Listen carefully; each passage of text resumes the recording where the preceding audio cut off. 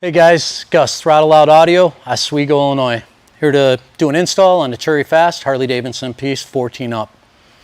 This is a 2020 Road Glide.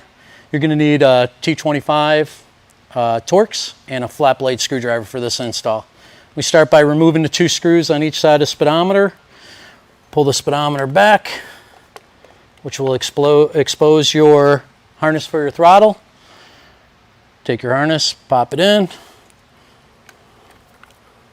Pop the other side in.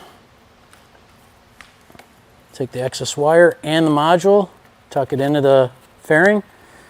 Reverse the process with your gauge cluster.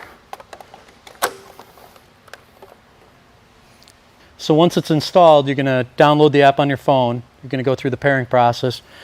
It's going to ask you to full throttle, all the way wide open.